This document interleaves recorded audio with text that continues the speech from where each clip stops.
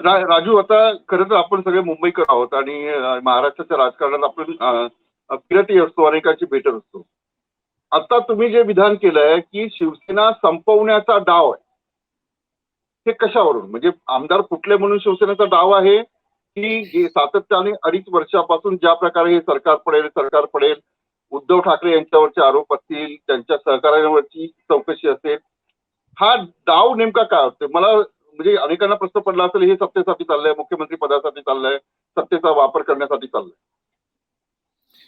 डाव म्हणजे दोन आहे. एक म्हणजे लार्जर स्ट्रॅटेजी आहे त्याच्या मागे, आणि दुसरी आहे ती युटिलायट्रियन स्ट्रॅटेजी आहे, म्हणजे उपयुक्तता आधी स्ट्रॅटेजी आहे. लार्जर स्ट्रॅटेजी आपण नीट लक्षात घेतली पाहिजे विलास, की लार्जर स्ट्रॅटेजी ही आहे की उद्धव ठाकरेंनी एक महिन्याभरापूर्वी मला एक भाषण केलं होतं, आणि त्याच्यात त्यांनी थेट असं बोलले होते की ब्रिटिशांविरुद्धच्या लढ्यात संघ सहभागी झाला नव्हता, आणि ते हेही बोलले की आमचं शेंडी जाणण्याचं हिंदुत्व नाहीये. तर ही प्रबोधनकारांची लाईन होती, त्यांच्या वडिलांची, बाळासाहेबांची लाईन नव्हती, पहिली गोष्ट. पण ती प्रबोधनकारांची लाईन होती, कारण तीच खरी महाराष्ट्राची बहुजनवादाची लाईन आहे. ती उद्धव ठाकरेंनी घेतल्यामुळे थोडंफार संघाच्या वर्तुळात जे उद्धव ठाकरेंबद्दल आणि शिवसेनेबद्दल ममत्व होतं ते पार कोरडं झालं, पहिली गोष्ट म्हणजे. आणि फिलॉसॉफिकली ह्यांना नष्ट केलं पाहिजे हा निर्णय घेतला गेला असणार. आणि दुसरी गोष्ट त्याच्या पुढची, की हिंदुत्वाच्या संदर्भातली जी मतं आहेत महाराष्ट्रातली, म्हणजे सो कॉल्ड हिंदुत्व, जे शिवसेनेचं किंवा भाजपाचं 1987 पासूनचं हिंदुत्व जे आहे ते ब्राह्मणवाद आहे. ते हिंदुत्व असं हिंदू धर्म नव्हे तो, किंवा बहुजनवादावर आधारलेला हिंदू धर्माचं काही एक संस्थात्मक रचना आहे किंवा फिलॉसॉफिकल रचना आहे, अशातला वाकांड्यात मानवता नाही, गणपतीला कोणत्याही प्रकारचा वाव नाही, शुष्क कोरडेपणा आहे. हा सावरकर गोळवलकरांच्या जे प्रेरणा घेतलेली जी एक डार्विनच्या विकासवादाचा सिद्धांत मानवतावादाला लावून आणि समाजशास्त्राला लावून जे तयार केलेलं जे ब्राह्मणवाद आहे तो हा आहे. त्याला हिंदुत्व असं म्हटलं जातं. त्याला बाळासाहेब ठाकरेंनी खूप डोक्यावर घेतलं, आणि त्याचे परिणाम आज त्यांचा मुलगा जे उद्धवजी ठाकरे भोगतायत. तर त्यामुळे दोन गोष्टी आहेत. त्याची जी स्पेस आहे हिंदुत्वाची, त्या हिंदुत्वाची ती सगळी महाराष्ट्रातली आपल्याला मिळावी, हा शिवसेनेचा उपयुक्ततावादी त्याच्या मागचा विचार आहे. लार्जर पर्स्पेक्टिव्ह मध्ये आता उद्धव ठाकरेंनी जर संघावरच टीका केली, शेंडी जानव्याचं हिंदुत्व नको आम्हाला म्हटलं, म्हणजे ब्राह्मणवादाला नकार दिला, आणि ब्रिटिशांविरुद्धच्या लढ्यात संघ नव्हता हे खरं विधान थेटपणे बोलण्याचं धैर्य दाखवलं. याचा अर्थ उद्धव ठाकरेंनी जर मनाशी निश्चिती केली, दोर कापलेले आहेत, ही बर्न हिज ब्रिजेस, तर आता आपण भिंत बांधायला हरकत नाही, असं नागपूरच्या रेशीम बागेतल्या पुरोहितांकडनं हिरवा सिग्नल मिळाला. आणि बाकी उपयुक्ततावादामध्ये देवेंद्रजींना परत मुख्यमंत्री व्हायचं आहे, किंवा मुंबई महानगरपालिकेच्या निवडणुकीमध्ये भाजपला सत्तेत यायचं आहे, कारण सर्वात मोठे त्याच्यात आर्थिक स्रोत आहेत, आणि फायनान्शियल पाईपलाईन जी आहे इतर पक्षांची ती सगळ्या कापून टाकायच्या आहेत. आणि त्याच वेळेला मुत्सद्दीगिरी जी आहे महाराष्ट्राची, ती पवारांच्या बुद्धिमत्तेवर आधारलेली आहे, त्याला नष्ट करून टाकायचं आहे. म्हणजे केवळ शिवसेनाच नाही, कोलॅटरल डॅमेज आहे याच्यामध्ये.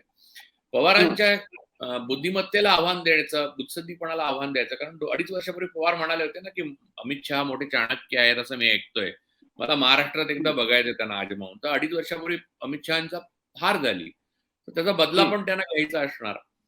तर हे सगळं बदल्यावरच उभारलेली संस्कृती आहे, त्यामुळे तो बदला तर घेणारच. आणि त्या सगळ्या पार्श्वभूमीवर शिवसेनेला आलेला हा डेंट आहे तो स्वाभाविक आहे. बरं, दुसरं त्याचा एक भाग आहे, शिवसेनेलाच का, शिवसेनेचे जेवढे का फुटले, तर ते शिवसेनेला फिलॉसॉफिकल बेंड काही दिलं नाही बाळासाहेबांनी. हे वरवर जगणारी मंडळी सगळी गोळा केली, छोटी माणसं होती, कष्टकरी होते, आणि ते योग्य होतं, त्यांना मिळाली तिकीट. पण त्यांच्या बौद्धिक मशागत किंवा राजकीय आणि फिलॉसॉफिकल ज्ञानामुळे जी बुद्धीला तेज येते आणि जगण्याचं एक पर्पज ऑफ लाईफ मिळतं, आणि त्यामुळे माणसं हसत हसत तुरुंगात, म्हणजे नवाब मलिक गेलेत तुरुंगात तेव्हा त्यांचा अप्रोच बघा, किंवा काँग्रेसचे अनेक लोक गेले, चिदंबरम साहेब तुरुंगात होते एक महिना. तर तो अप्रोच शिवसेनेच्या लोकांमध्ये नसणार आहे याची जाणीव होतीच केंद्राला, आणि त्यानुसार त्यांनी सोपा पक्ष म्हणजे सदस्य असं त्यांनी चालू केलं. पहिले त्यांनी उद्धव ठाकरेंना आणि त्यांच्या कुटुंबियांच्यावर टाच आणण्याचा प्रयत्न केला, ते पुढेही चालू ठेवतील कदाचित, पण उद्धव ठाकरे डगमगले नाहीत. हे त्यांना आश्चर्यकारक होतं. पण मग त्यांनी पण वेगळ्या ठीक आहे. पद्धतीने येण्याचा मग आता तुमच्या बोलण्यातून मला 2-3 प्रश्न म्हणजे सुचतायत. उद्धव ठाकरे डगमगले नाही हा मुद्दा मी नंतर घेतो. पण RSSला शिवसेना संपवायची आहे, अशा प्रकारचं मोठं विधान तुम्ही केलंय. पण शिवसेना ही सुद्धा हिंदुत्ववादी आहे. आता राज ठाकरे हे सुद्धा आता हिंदुत्ववादी म्हणून पुढे येतात, हिंदू जननायक म्हणून. भाजपला असं वाटतंय का, म्हणजे RSSला असं वाटतंय का त्यांचाच पक्ष हा संपूर्ण देशावर राज्य करेल? जे प्रादेशिक पक्ष आहेत किंवा जे हिंदुत्ववादी पक्ष आहेत त्यांचा अडसर येणार नाही, असं वाटतंय त्यांना? नाही नाही, हिंदुत्ववाद हा सांगायचा आहे, ब्राह्मणवाद आहे. खरं तर हा ब्राह्मणवाद आहे. म्हणजे ब्राह्मणवादाचा ब्राह्मण जातीशी काय डायरेक्ट संबंध अजिबात नाहीये. म्हणजे आहे पण नाहीये. कसं सांगतो तुम्हाला? त्याचा संबंध मनुस्मृतीशी आहे. ब्राह्मणवाद हा बहुजन हा सुद्धा ब्राह्मणवादी असू शकतो आणि ब्राह्मण हा सुद्धा बहुजनवादी असू शकतो, हे लक्षात घ्या. कारण शेवटी ब्राह्मणवादाच्या विरुद्ध आणि पौरोहितवादाच्या विरुद्ध स्वतःचा शहादत दिली, म्हणजे बलिदान दिलं ते नरेंद्र दाभोळकरांनी. ते ब्राह्मणच होते की. त्यामुळे ब्राह्मणवाद म्हणजे मी ब्राह्मणाविरुद्ध बोलतोय हा मुद्दा नाहीये. मुद्दा हा आहे की ब्राह्मणवाद हे व्यापक आहे. ब्राह्मण संस्कृती जी आहे, वेदापासून पुराणांपासून ते मुळात वेदांमध्ये आणि नंतर मनुस्मृतीमध्ये त्याचा अंगीकार करणारे कोणत्याही जातीचे जमातीचे लोक जे आहेत ते ब्राह्मणवादी होत आणि त्याची एक गोलांकार संस्कृती RSSची संस्कृती आहे आणि ती पुढे नेतात. म्हणून त्यामुळे ब्राह्मण असण्यामुळे तो ब्राह्मणवादी होतो असं नाही, किंवा कोणीही बहुजन हा ब्राह्मणवादी होत नाही असं नाही. आता शिवसेनेतनं फुटलेल्या आमदारातले केसरकर सोडले तर मला वाटतं कोणीही इतर बहुजन समाजातले ब्राह्मण नाही आहेत. त्यामुळे ब्राह्मणवादाच्या प्रवाहाला जाऊन मिळण्याची आस जी आहे ती बहुजनांनाच जास्ती दिसते महाराष्ट्रात.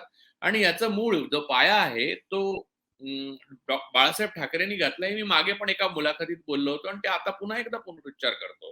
ही जे जेधे जवळकरांपासून जे उभं केलं होतं किंवा फुले, डॉक्टर बाबासाहेब आंबेडकर, शाहू महाराज, स्वतः प्रबोधनकार यांनी जे पुण्याईने महाराष्ट्राचा एक बहुजनवादी लोकशाही संस्कृती, सत्यशोधक संस्कृती उभी केली होती, ती बाळासाहेब ठाकरेंनी जे काय RSS बरोबर हातमिळवणी केली त्याच्यामध्ये ती समस्या झाली आणि पातळ होत गेली आणि नष्ट होत जायची वेळ आली आणि त्याच्यावर आता हे बालंट आणि संकट आलेलं आहे.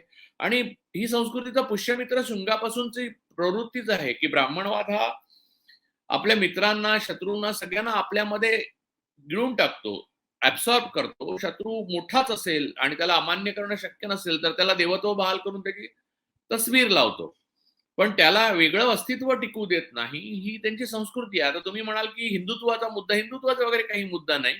मेहबूबा मुफ्ती त्यांच्या बरोबर आलेला, त्यांचं काय झालं? चंद्राबाबू नायडू त्यांच्या बरोबर आलेले, त्यांचं काय झालं? नितीश कुमार तिथे सटपटतात, त्यांचं काय झालं? चिराग पासवान आलेले, त्यांचं काय झालं? हे लोक कोणालाही मित्र झाले म्हणून टिकू देणार हा चुकीचा समज आहे. आणि तुम्ही राजसाहेब ठाकरेंचा उल्लेख केला तर आता त्यांचं टू अर्ली आहे हिंदुत्व, म्हणजे त्यांच्या पक्षाने हिंदुत्वाचा स्वीकार करणं. पण तुम्हाला काय वाटतं की त्यांना हे मोठे होऊ देणार असं वाटतं? त्यांना वाटत असं ते हुशार आहेत, ते चणाक्ष राजकारणी आहेत, त्यांनाही माहिती असेल. आता या सगळ्या गोष्टी का होतात त्याची वेगळी कारण असतात, आपण चर्चा करतो त्याच्यापेक्षा. मग राजू, एक प्रश्न असा आहे की आता तुम्ही नितीश कुमारचं नाव घेतलं, चंद्रबाबू नायडूचं नाव घेतलं.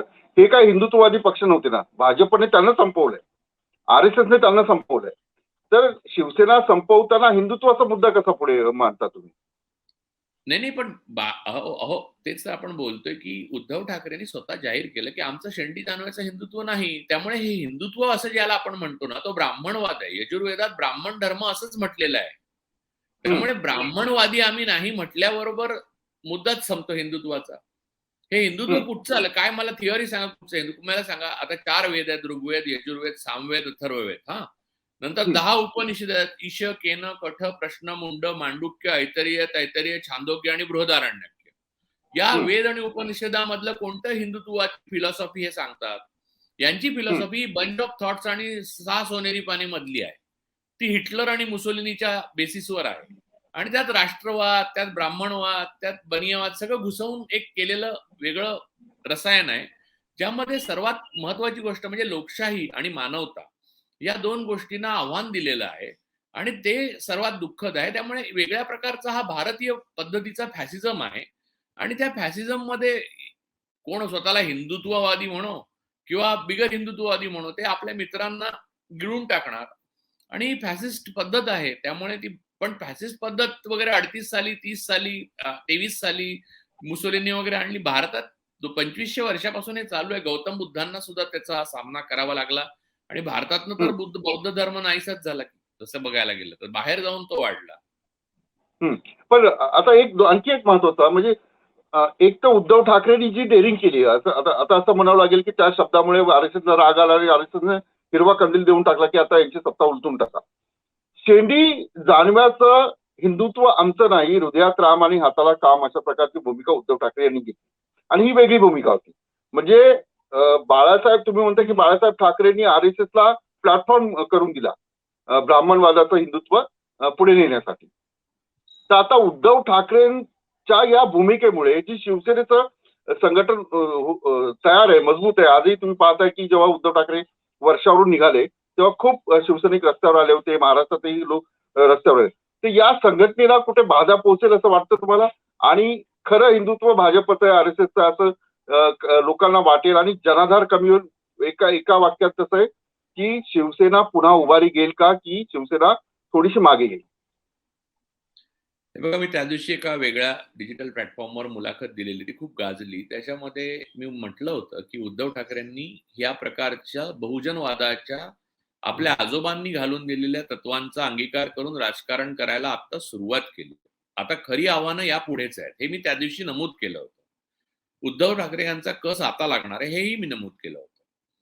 त्या दिवशी वर्षावरनं उद्धव ठाकरे निघाले तेव्हा त्यांच्या बाबत जी सहानुभूती दिसली किंवा आता जी एक हवेत सहानुभूती त्यांच्याबद्दल दिसते, तर मला स्वतःला भारतीय समाजाबद्दल एक गोष्ट निश्चित माहिती आहे की कोणाचीही उपकार किंवा कृतज्ञता आपण सामुदायिक सामाजिक मन म्हणून फार काळ स्मरणात ठेवत नाही. त्यामुळे उद्धव ठाकरेंना जो मेहनत आहे ती खरोखरच खूप मूलभूत रीतीने करावी लागणार. परत त्या सहानुभूतीवर त्यांना काही करता येईल असं मला वाटत नाही. जिथे बी.व्ही. श्रीनिवास नावाच्या युवक काँग्रेसच्या अध्यक्षाने दिल्ली, उत्तर प्रदेशमध्ये घराघरामध्ये, मग मी बघितलं सगळे भाजप आणि संघाच्या लोकांच्या सुद्धा नातेवाईकांना ऑक्सिजनचे सिलेंडर जिथे हवे तिथे पुरवले, ज्याची कॅपॅसिटी होती त्याप्रमाणे. त्या काँग्रेसला त्यांनी मतं नाही दिली लोकांनी.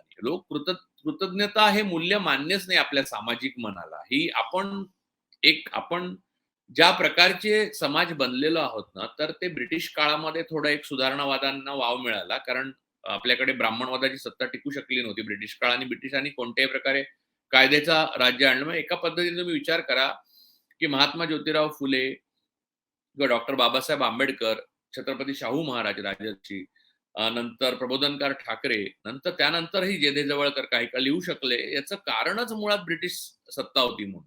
अन्यथा त्यांचा उदयच होऊ दिला नसता. हेही तुम्ही लक्षात घेतलं पाहिजे.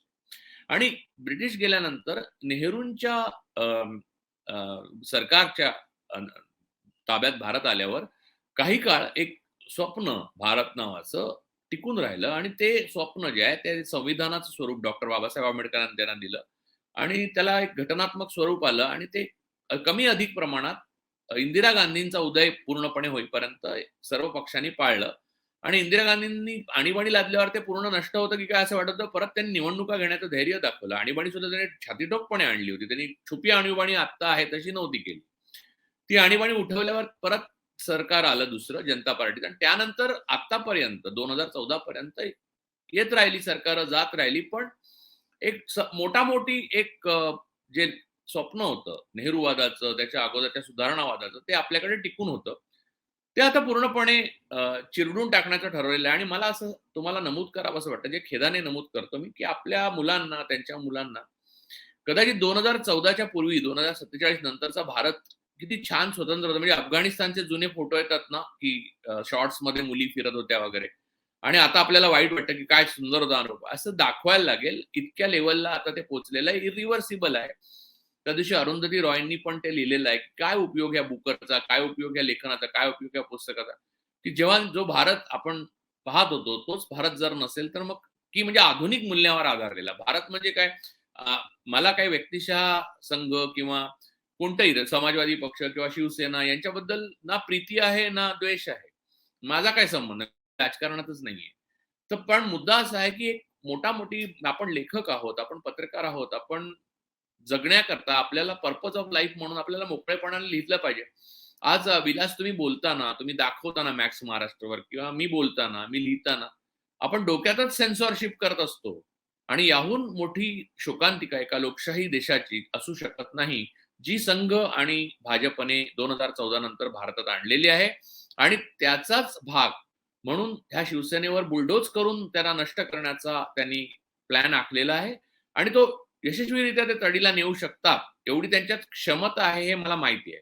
फक्त तो यशस्वी रीतीने नेऊ शकतात की नाही याबाबत मी ठाम विधान करणार नाही, कारण ममता बॅनर्जींच्या बाबतीत सुद्धा त्यांनी प्रयत्न केले होते पण त्यांचे प्रयत्न असफल ठरले आणि आतापर्यंत सुद्धा महाराष्ट्रामध्ये त्यांचे प्रयत्न यशस्वी झालेले नाहीत. आणि ब्रिटिशांच्या काळात सुद्धा बंगाल, महाराष्ट्र आणि पंजाब ही 3 अशी राज्य आहेत जिथे ब्रिटिशांना कधीच आत्मविश्वास वाटला नाही राज्य करताना. त्यामुळे या गोष्टीला पूर्ण यश येईल की नाही याचं भाकीत करा असं आज जर तुम्ही मला सांगितलं तर मी असं सांगेन की 60% अशी शक्यता आहे हे बंड असफल ठरेल आणि 40% अशी शक्यता आहे की हे बंड सफल ठरेल. अनेक राज्यांमध्ये सत्ता उलथवल्या जातात, म्हणजे भाजपकडून जे प्रयत्न होत आहेत हे स्क्रिप्टेड असतं. नाही, स्क्रिप्टेड म्हणजे गेले 70 वर्ष जेव्हा सत्तेत नव्हते, 2 आले होते तेव्हा सुद्धा संघ शांतपणे काम करतच आलेला आहे.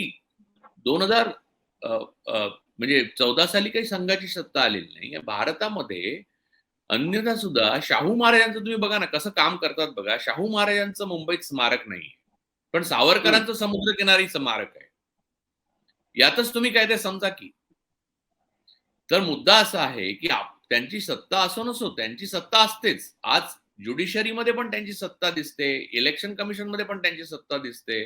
तुम्हाला दिलासा तुम्हाला त्यांनाच मिळतो, तुम्हाला कधीच मिळत नाही. ही जी गोष्ट विरोधकांना त्यांच्या कधीच मिळत नाही. ही ज्या गोष्टी आहेत त्या गोष्टी क्लिअर कट आहेत आणि त्या अगोदरपासून आहेत. म्हणजे तुम्ही लक्षात घ्या की आता ब्रिटिश याच्या अगोदर पण हेच होतं.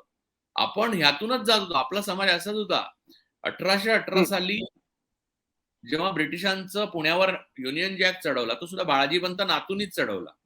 त्यामुळे जेव्हा ते दुर्बल होतात, ब्राह्मणवाद जेव्हा दुर्बल होतो तेव्हा जो सशक्त माणूस आहे त्याच्या पदराला धरून किंवा त्याच्या पायाला धरून किंवा आपण काहीच नाही, आपली उपद्रव क्षमता शून्य आहे, आम्ही संघटना नाहीच होतो, आम्ही सांस्कृतिकच काम करतो असं करून ते तग धरतात आणि वाट पाहतात आपण परत त्या जागी यायची. आल्यावर परत ते लाठी हातात घेतात आणि मग रगडून काढतात. मग 200-300 वर्ष परत गुलामी येते.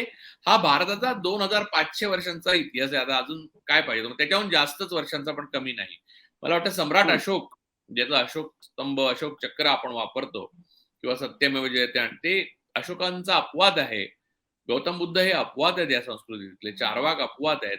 तुकारामांना न्यायला तर पुष्पक विमान आलं, त्यातच तुम्ही ओळखा. इतर पेशव्यांना कधी आलं नाही, छत्रपतींना कोणत्या आलं नाही, तर तुकारामांना मात्र पुष्पक विमान आलं. आणि आजही आपण बघतो तिथे गरुडावरचं त्यांचा पुष्पक विमानावरचा मूर्तीच आपण पूजा करतो. आज आपले वारकरी निघालेले आहेत बांधव तिकडे. या प्रकारची खोलवर रुजलेली जी मानसिकता आहे आपली, त्या मानसिकतेतनं अजून वेगळं काय अपेक्षित करत होता. पण राजू, म्हणजे आता काही कमेंट मी बघतोय, मी काही कमेंट बघतोय, म्हणजे तुम्ही जे बोलताय ते म्हणजे ही सत्तेचं राजकारण नाहीये, ही म्हणजे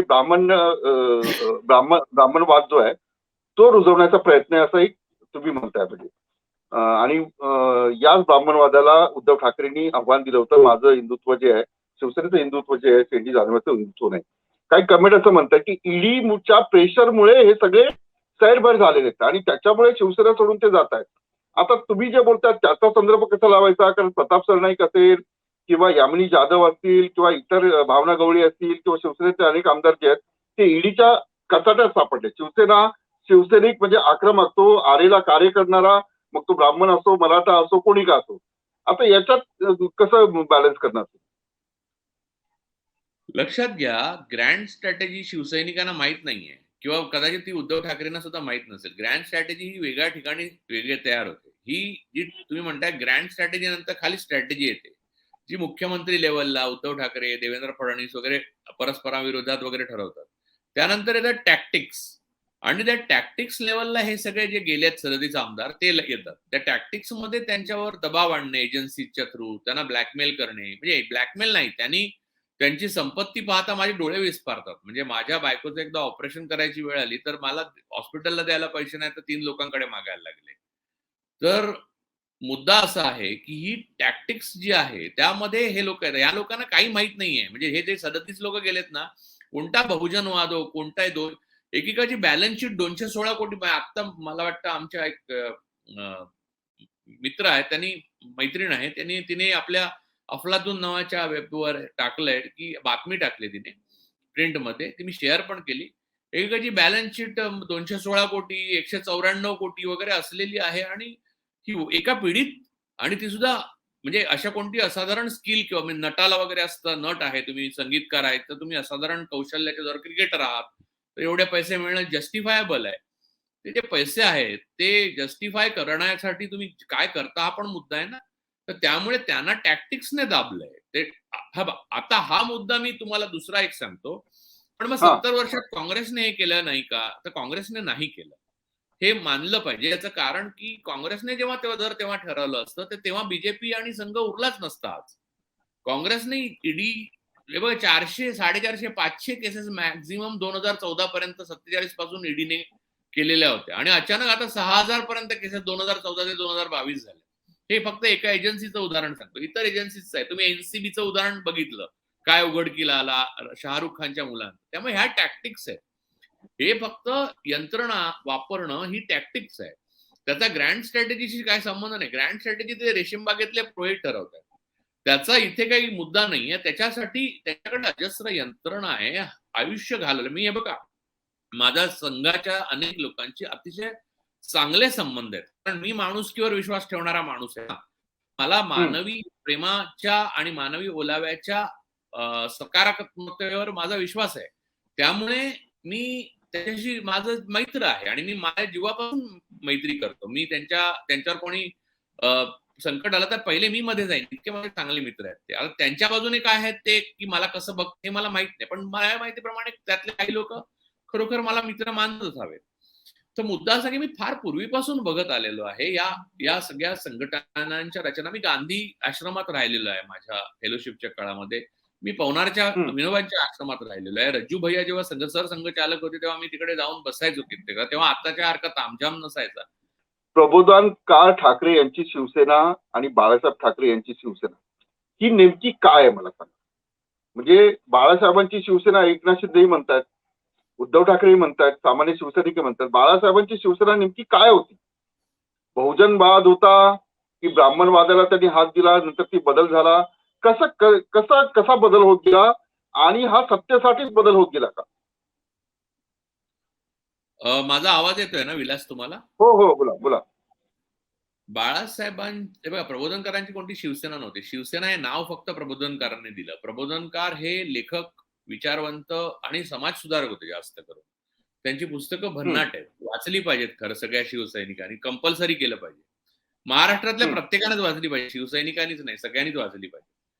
तर मुद्दा असा आहे की बाळासाहेबांची शिवसेना ही, हे बघा, आपण त्या परिप्रेक्ष्यामध्ये बघितलं पाहिजे, त्या कॉन्टेक्स्ट मध्ये बघितलं. बाळासाहेबांनी शिवसेना स्थापन केली त्या काळामध्ये संघ किंवा भारतीय जनता पक्ष किंवा तेव्हा जनसंघ होता, त्यांचं काही सत्ता नव्हती. काँग्रेसची अबाधित सत्ता सर्वत्र केंद्रापासून राज्यापर्यंत होती, गाव पातळीवर होते. काँग्रेस गवत म्हणायचे. त्या पार्श्वभूमीवर काँग्रेसच्या पाठिंबाने कम्युनिस्टांना विरोध करण्यासाठी उभी राहिलेली ही संघटना आहे. आणि त्यावेळेला नुकतंच 6 वर्षापूर्वी संयुक्त महाराष्ट्र झालेला. पण मुंबईमध्ये मराठी माणसाला असं वाटत होतं की आपण उपरे होत चाललेलो आहोत का. आता तर खूपच झालेलं आहे. आता तर गुजराती आणि उत्तर भारतीय यांची पण मतदारांमध्ये लक्षणीय संख्या आहे.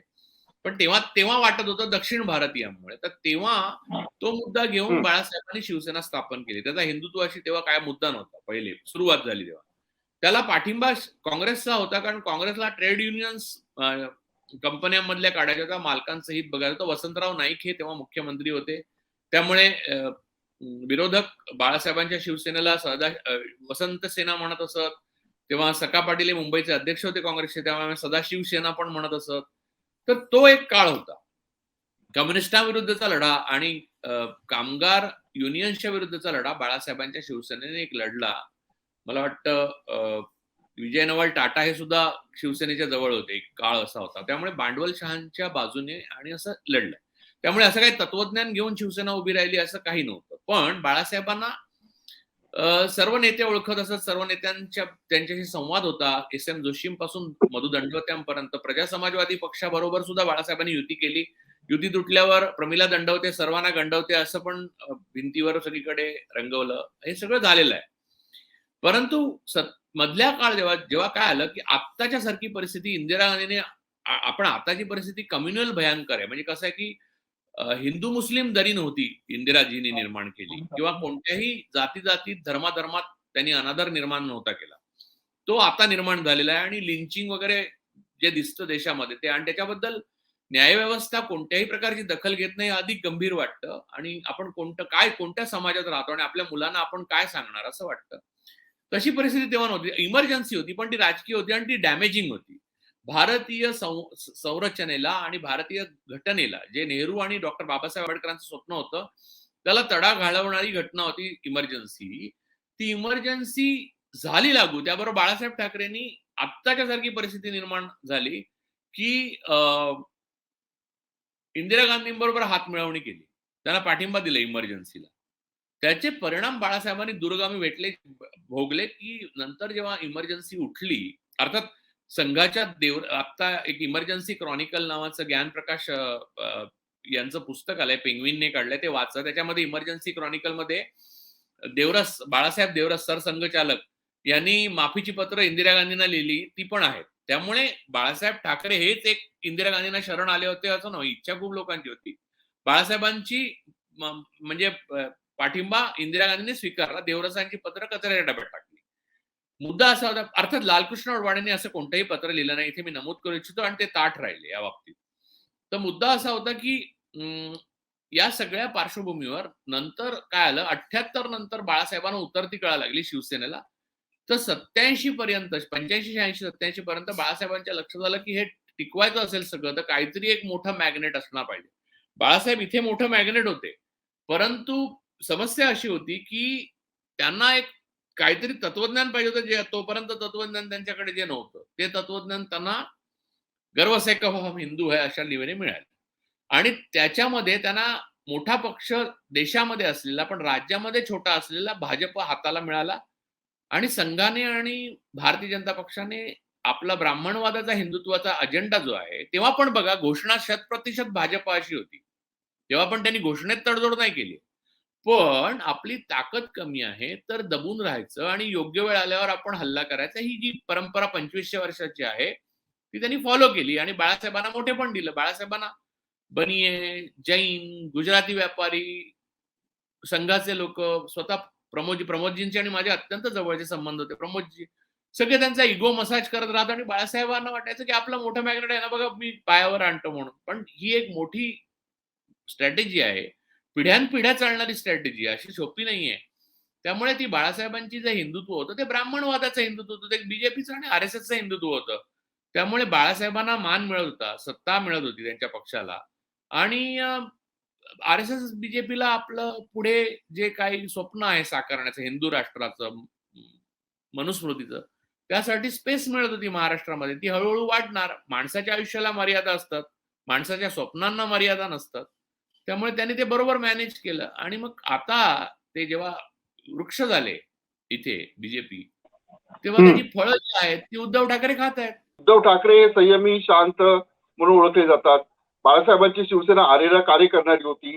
म्हणजे उद्धव ठाकरे यांनी जेव्हा शिवसेनेची कमान हाती घेतली, तेव्हा एक जुनी पिढी आणि नवी पिढी या दोघांमध्ये समन्वय साधण्याचं काम केलं होतं. मी मुंबईकर असेल किंवा इतर जे उद्धव ठाकरेंचे जे प्रयत्न होते, ते सगळे इथपर्यंत आल्यानंतर कालचं भाषण जे आहे, भाजपचं हे षडयंत्र आहे आणि मी झुकणार नाही, अशा प्रकारची जी काही वक्तव्य उद्धव ठाकरेंनी केली आहे, त्याच्यातून उद्धव ठाकरे तुम्हाला कसे दिसले? उद्धव ठाकरेंनी निश्चय केलेला आहे आणि त्यांना आता परतीचा मार्ग बंद झालेला आहे. पहिली गोष्ट सांगतो मी तुम्हाला, जसं की दुसऱ्या बाजूला त्यांचे प्रतिस्पर्धी जे आहेत देवेंद्र फडणवीस, त्यांचेही परतीचा मार्ग बंद झालेले आहेत. मी तुम्हाला एक साधं नीट समजावून सांगतो गोष्ट कशी आहे.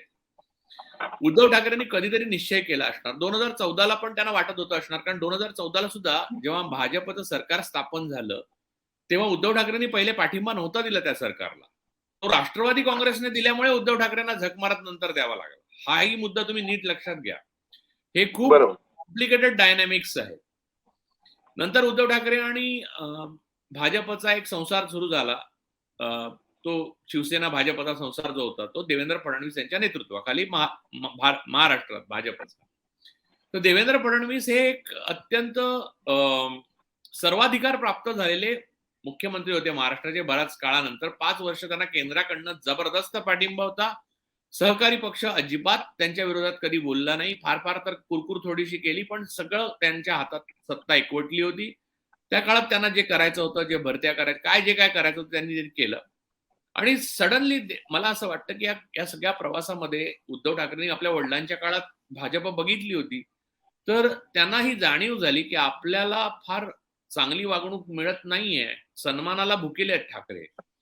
तर ते सन्मान तो प्रॉपर मिळत नाही. आपली कामं भले होत असतील व्यक्तिगत, पण सन्मान मिळत नाहीये. आणि या एका गोष्टीमुळे आधीच डिस्टर्ब झालेले उद्धव ठाकरेंनी निश्चय केला की हा पक्ष आपला जर जो काही शिवसेना टिकवायचा असेल, एवढे तर उद्धव ठाकरे समजूतदार आहेत एवढं मला माहिती आहे, तर आपल्याला यांच्या बरोबर जाणं खरं नाही. कारण देशात पण उदाहरणं तोपर्यंत आली होती की बरोबरच्या पक्षांना गिळून टाकायची. तर चंद्राबाबू नायडू तर कन्व्हेनर होते आणि ते नाहीशेच झाले एकदम. त्यांचे अस्तित्वच नाहीस झालं. असे खूप गोष्टी आहेत. अजून मी बऱ्याच गोष्टी बोलेन, पण जाऊ दे, मग त्याच्यात पडूया नको.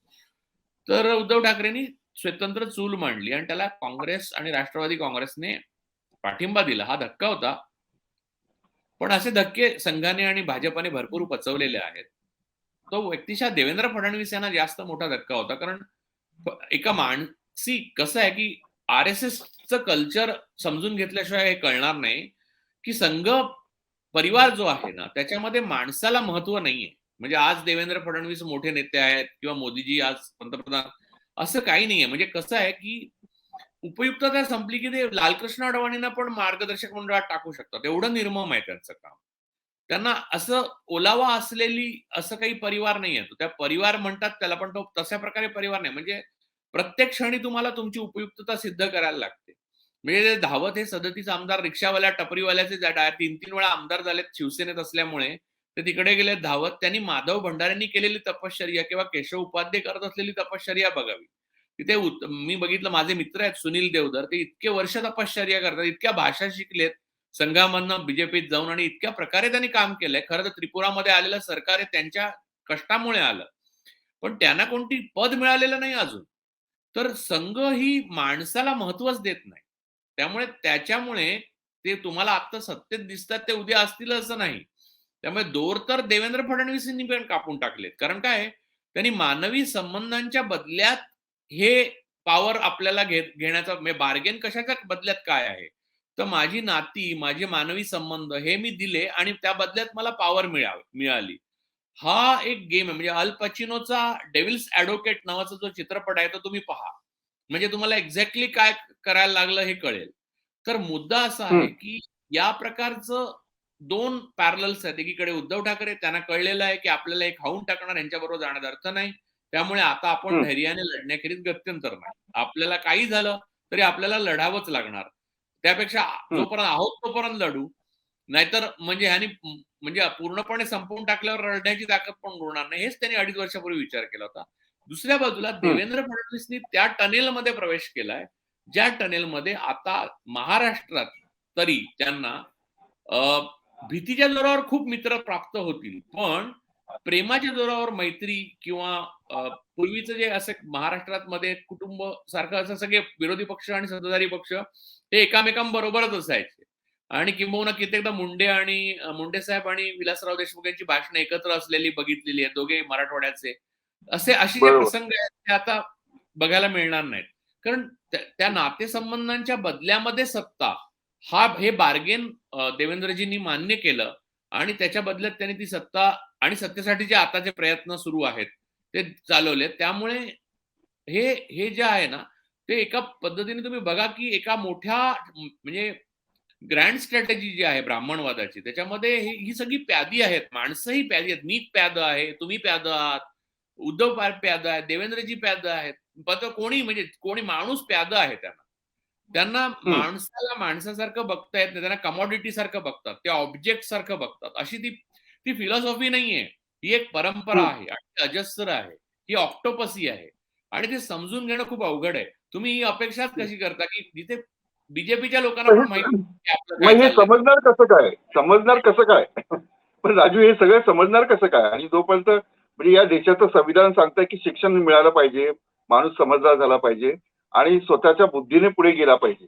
मग कुणी सांगून कुणी हे करून आपलं काही हे नाहीये. हे समजणार कधी लोकांना?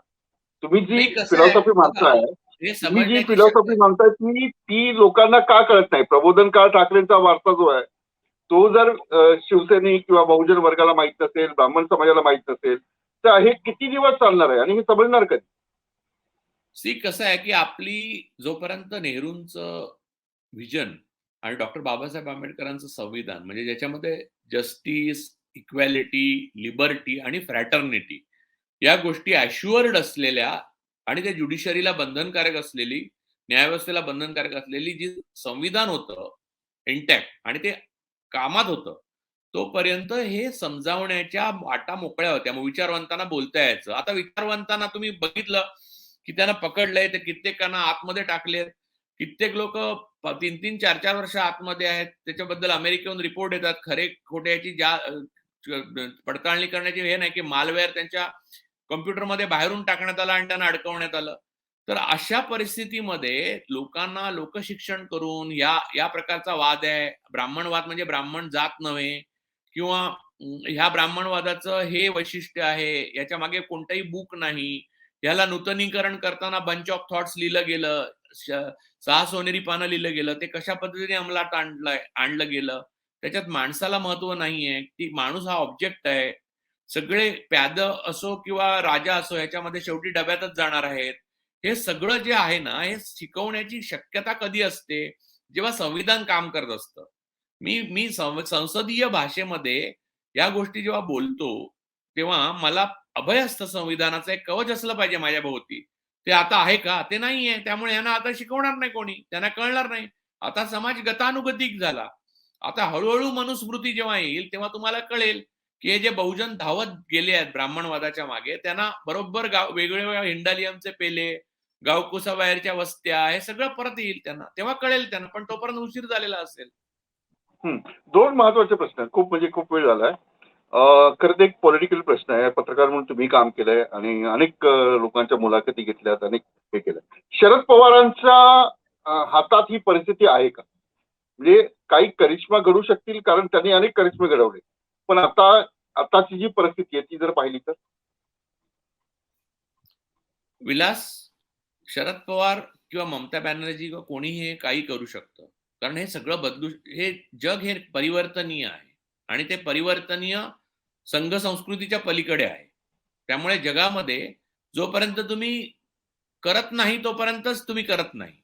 जेव्हा तुम्ही करता तेव्हा काहीही शक्य असतं. त्यामुळे शरद पवारांना कशाला, ममता बॅनर्जींना शक्य झालं तर शरद पवारांनाही ते शक्य होऊ शकतं. एम.के. म्हणजे आता स्टॅलिननाही हे जे शक्य नाट्य झालं. सुरू आहे त्याच्यामुळे शरद पवार करिश्मा करतील. मी तुम्हाला आधीच सांगितलं, हे नाटक यशस्वी होण्याची 60% शक्यता आहे आणि यशस्वी होण्याची 40% आहे. कारण दिवस एवढे गेलेले आहेत. बंडाला सगळ्यात महत्वाची गोष्ट वेग असते. बंड वेगावर यशस्वी होतात. 1857च्या बंडामध्ये बंडवाल्याने दिल्ली 3 महिने ताब्यात ठेवली होती. काय झालं शेवटी? वेळ आणखी गेला, एक प्रश्न वेळ आहे. गेला. त्यांना कब्जा पूर्ण करता आला नाही. वेळ गेला की संपतं. शेवटी शेवटी शेवटी वॉर हे सायकोलॉजिकल असतं. वॉर हे अणुयुद्ध नसतं. वॉर हे ब्लेडने नाही लढलं जात. वॉर हे तुरुंगामध्ये लढलं जात नाही. खलीद उमर 400-500 दिवस तुरुंगात राहून सुद्धा हात वर करून मूठ आवळून दाखवतो तुम्हाला आणि 206 कोटी ज्याची बॅलन्स शीट आहे तो सुद्धा पत्र लिहून सांगतो आपल्या पक्षप्रमुखाला की तुम्ही लवकर एकदा तडजोड करा. त्यामुळे हे सायकोलॉजिकल वॉर आहे. कोण हरतं आणि कोण जिंकतं हे ज्याची सायकोलॉजी बघा, की लोकमान्य टिळक हे महान नेते होते राजकीय. भले ते प्रतिगामी असतील, भले ते रिग्रेसिव्ह असतील. त्यांचा शाहू महाराजांबरोबर झालेला ब्राह्मणेतर वादाच्या बाबतीत जो वेदोक्त पुराणोक्त, मला त्याच्याबद्दल प्रचंड त्रास होतो तो प्रकरण वाचताना. शाहू महाराजांबद्दल मला मन भरून येतं. परंतु तरी सुद्धा लोकमान्य टिळक मोठे नेते होते. याचं 2 कारणं सांगतो तुम्हाला. ते कन्व्हिक्शन असलेले नेते होते. ते अग्रलेख लिहून झाल्यावर बॅग भरून ठेवत आणि कधी माफी मागितली नाही त्यांनी ब्रिटिश सरकारची. सरळ ते तुरुंगात जात असत स्वतःच्या कृतीसाठी. हे सायकोलॉजिकल वॉर होतं ना शेवटी. गांधीजींनी तेच केलं. नेहरू तुरुंगात तसेच गेले, बोस गेले. त्यामुळे भगतसिंग तर फाशी गेले. हे सायकोलॉजिकल वॉर आहे अखेर. शेवटी बलिदान हे सायकोलॉजिकल द्यावं लागतं. तुम्हाला आधीच जर भीती वाटली तर हे वॉर जिंकू शकत नाही. तुम्हाला भीती वाटली नाही तर तुम्ही जिंकू शकता. बिलकुल. राजू, आता हे मग मला एक प्रश्न पडतो की शिवसेना समजा म्हणजे मी शिवसेनेचं ते प्रतिनिधित्व आहे. एकनाथ शिंदे रिक्षा चालवत होते, रामदास कदम ड्रायव्हरचं काम करत होते आणि असे अनेक सामान्य कार्यकर्ते आणि महाराष्ट्राचा इतिहास आहे की सामान्य कार्यकर्त्याला शिवसैनिकाला मंत्री आमदार बनवलंय. म्हणजे मनोहर जोशीचं उदाहरण आहे. आता हे जे आमदार आहे, हे खासदार जे आहेत, त्यांना ही सगळी फिलॉसॉफी कळत नाही की आमदार हे सगळे ही फिलॉसॉफी कळत नाही. हे जे सुरू आहे तर आमदार झालं नाही, आमदार झाल्यानंतर खरं तर प्रगल्भ होतो माणूस, तो हाऊसवाईफ जातो, वाचावं लागतं, बोलावं लागतं, लोकांशी संपर्क वाढतो, साहित्यिक भेटतात, अभ्यासक भेटतात, कलावंत भेटतात आणि त्याच्यातून माणसाची जी बुद्धी आहे ती योग्य दिशेला जात नाही. मी तुम्हाला एक गोष्ट सांगू का? म्हणजे मी तुम्हाला 2-3 गोष्टी महत्वाच्या सांगतो. यांना बेसिक गोष्टी सुद्धा माहित नाही. यांना संविधान म्हणजे काय, त्याने आपल्याला काय अधिकार दिलेले आहेत हे सुद्धा माहित नसतंय. त्यांना काहीही माहित नाहीये. मी तुम्हाला सांगतो खरं भाजपमध्ये म्हणजे मी तर छोटा, वयाने खूपच छोटा होतो, पण तरी सुद्धा प्रमोदजी महाजन जेव्हा होते तेव्हा त्यांचं आणि माझं खूपदा बोलणं होत असे. त्यांच्यासारखा बुद्धिमान माणूस मी फार क्वचित थोडे पाहिले जगभर. त्यांचं भाषणाचं तर इंग्रजी भाषणाचं बिल क्लिंटननी स्वतः कौतुक केलेलं. त्यांच्यावर बोलताना मजा यायची. म्हणजे काही वेळेला अतुल भातखळकरांबरोबर बोलताना मजा येते, काही वेळेला आशिष शेलारांबरोबर बोलताना मजा येते. शिवसेनेमध्ये तुम्हाला सांगतो की अरविंद सावंतांबरोबर बोलताना मजा येते. माझा थेट प्रश्न की नवीन पिढी आधीच्या शिवसैनिकांसारखी वागेल का आणि त्याचा दबाव जो आहे तो बंडखोरांवर राहील का? काही बंडखोर मागे येतील का? आता नवीन मुलं आहेत, केसेस घ्यायला घाबरत असतील, शिकलेली मुलं आहेत, त्यांना संघर्ष नको असतो, दगड नको असतो, तरी सुद्धा हे होईल असं उद्धव ठाकरे किंवा संजय राऊत यांना वाटतंय. ते होऊ शकेल? सर, या पद्धतीने ते होणार नाही. ते संजय राऊत जे बोलतायत त्याच्याबद्दल मी त्याच्यावर काही कॉमेंट्स करू इच्छित नाही. तो त्यांचा अंतर्गत पक्षाचा प्रश्न आहे. मला पक्षाशी त्यांच्या देणं घेणं नाहीये. मुद्दा एवढाच आहे की तुम्ही साधी गोष्ट लक्षात घ्या की 15 परिवारांना सीआरपीएफचा संरक्षण दिलं. हे युनियन ऑफ इंडिया आहे ना भारत हे युनियन ऑफ इंडिया आहे ना. आपण संघराज्य पद्धती स्वीकारली आहे. त्यामुळे राज्य सरकारच्या परवानगीशिवाय केंद्रीय दल कारण नसताना इथे घुसवणं हे कितपत उचित आहे हे बघा. तर उद्या सीआरपीएफ सेना काही घुसवू शकतं. बीजेपी भारतीय जनता पक्षाची जी परिवार संघटना आहे त्यांच्या तत्वज्ञानानुसार कोणत्याही पद्धतीची साध्य साधन सुचिता पाळण्याची गरज नाही. गांधीवादामध्ये साध्य साधन सुचिता येते. गांधीजी चौरी चौऱ्याला पोलीस चौकी जाळली गेली तेव्हा त्यांनी अख्खं आंदोलन मागे घेतलं. एवढं देशभर पेटलेलं. साध्य साधन सुचिता ही तुमच्या आमच्यासाठी महत्वाची आहे कारण आपण त्या विचारात वाढलो. साध्य साधन सुचिता ही संघ परिवारासाठी इम्पॉर्टंट नाहीये. त्यामुळे उद्या सीआरपीएफ 15 परिवारांना संरक्षण देतात तर अख्ख्या महाराष्ट्राला देतील, घुसवतील सेना, काय करतील, पॅरामिलिटरी फोर्स आणतील. संघराज्य ही गोष्टच मान्य नाहीये संघाला मूलतः ही युनियन ऑफ इंडिया जर मान्य असतं तर राज्यांमध्ये असे हस्तक्षेप रोज केले असते का केंद्र सरकार? संघराज्य सरकारचं हे काम आहे का? काही प्रमाणात इंदिरा गांधींनी त्यांच्या आयुष्यामध्ये ह्या चुका केल्या पण त्याच्यातनं त्यांनी बोधही घेतला आणि त्यात बदल केला पण त्याच्यानंतर त्यांचं आयुष्यच उरलं नाही. त्यांनी एक लक्षात घ्या की असं म्हणतात की खूप जण मला असं बोलतात की अरे हे असं करत राहिलं एक दिवशी गृहयुद्ध पेटेल. तर आपण काय गृहयुद्ध असं वेगळं काय पेटतं? आपण गृहयुद्धातच आहोत. एक संघराज्य सरकार संघराज्यातल्या प्रादेशिक राज्यांच्या नागरिकांच्या मानवी हक्क आणि प्रादेशिक पक्ष आणि राज्य यांच्या विरुद्ध संघर्षच पुकारलेला आहे. ह्याला गृहयुद्ध नाही म्हणत तुम्ही. अजून कोणतं वेगळं गृहयुद्ध असतं ते? म्हणजे तुम्हाला असं म्हणायचं की जे आपण आफ्रिकेत आणि मध्य पूर्वेत पाहतो त्या प्रकारचा भारतीय समाज नाहीये म्हणून तसं होणार नाही. पण हे गृहयुद्धच आहे आणि ते लोकांनी नाही पुकारलेलं, ते सरकारने पुकारलेलं. संघराज्य सरकारने भारतीय नागरिकांविरुद्ध त्यांच्या मानवी हक्कांविरुद्ध संघर्ष पुकारलाय. तर त्यावेळेला हे जे बोलतायत संजय राव किंवा अजून कोण कोण बोलत असतील, या गोष्टी म्हणजे संजय जी बोलतात किंवा चंद्रकांत पाटील दादा बोलतायत किंवा देवेंद्रजी बोलतात, हे टॅक्टिक्स लेवलचं बोलणं आहे हो. ग्रँड स्ट्रॅटेजी वेगळ्याच लेवललाच खेळली जाते आणि त्याच्या लेवलला तुमची आयुष्य लागली ऑलरेडी जुगारावर. तुम्ही इथे बसून आणि मी इथे बसून बोलतोय ना, त्याला शून्य अर्थ आहे खरं तर. पण राजू, आता आदित्य ठाकरे यांच्या हातामध्ये कमांड आहे. उद्धव ठाकरे यांच्यानंतर त्यांची तब्येतही ठीक नाहीये. काय भवितव्य दिसतं शिवसेनेत? सर, आदित्य ठाकरेंना मी बोललोय, आता एवढ्या वेळा बोलतो, त्यातलं किती माहिती असेल असं तुम्हाला वाटतं व्यक्तिशः? मला सांगा. तुम्हाला हा प्रश्न आहे. आपण दोघे जुने मित्र आहोत, जुने पत्रकार आहोत. हा, पैसे नसल्यामुळे आपण जेवढं स्वस्त खाता येईल तेवढ्या स्वस्त रेस्टॉरंटमध्ये खाल्लेलं पण आहे आयुष्यामध्ये दिवस रात्री. तर तुम्ही मला सांगा, या सगळ्याचा ज्ञान आदित्य ठाकरेंना किती असेल असं तुम्हाला वाटतं? मी एवढं बडबड बडबड बडबड बडबड करतो कारण आपल्याला वाचायला पुस्तकांशिवाय काही नव्हतंच. माणसंही आपल्याशी बोलायची नाही. माणसं नेहमी पैसेवाल्याशी बोलतात. त्यामुळे बोलायची नाही. तर या काळामध्ये लक्षात घ्या की या लोकांनी किती वाचलं असणार, त्याचा अभ्यास केला असणार, त्याचं विश्लेषण किती केलं असणार आणि जी पूर्वी शक्यता होती हे शिकवण्याची, ती आता नष्ट झाली ना. आता तुम्हाला संविधानाचं पहिलं पान आहे फ्रीडम, म्हणजे जो तुम्हाला म्हणजे जस्टिस, इक्वॅलिटी, फ्रॅटर्निटी आणि लिबर्टी ती नष्ट झाली. तुम्हाला ह्युमन राईट्ससाठी तुम्ही लढा दिला की तुम्हाला उचलून सरळ पोलीस घेऊन जातात आणि दुसऱ्या राज्यातले येऊन, गुजरात मधले येऊन घेऊन जातात, केंद्रातले येतात, सीआरपीएफ उचलून घेऊन जातात.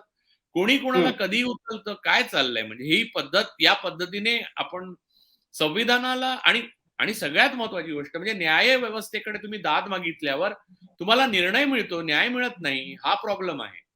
म्हणजे सगळा मला तर तुम्ही किती, आता मी तुम्हाला बेंच अगदी म्हणजे काय म्हणतात ते एकामागून एक विश्लेषण करून केसेस सांगू शकतो. आता झालेले लोक आत गेलेत त्याच्या, की त्याचे खरे गुन्हेगार बाहेर आहेत, त्यांना दिलासा मिळालेला आहे कारण ते संघशरण आहे.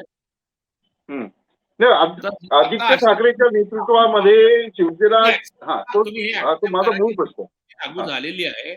आपण एक आर्यावर्त आहोत आता आणि आपण एका पॅरल जगामध्ये संविधान वगैरेवर चर्चा करतोय. न्यायव्यवस्थेला कोणत्याही प्रकारच्या दबावाला बळी न पडण्याचा एक कालखंड होता. तो कालखंड आता टिकलाय का, यावर मला उत्तर द्या. तुम्ही सांगा मला, आहे का तो कालखंड? तुम्ही एक केस सांगा सरकारच्या विरोधात गेली आहे. मी 14च्या अगोदरच्या 100 केसेस सांगू शकतो. नाही, माझा तोच प्रश्न आहे की इथून पुढे आदित्य ठाकरेंनी या संदर्भात, आता मधुलिमी यांनी एक महान केस जिंकली.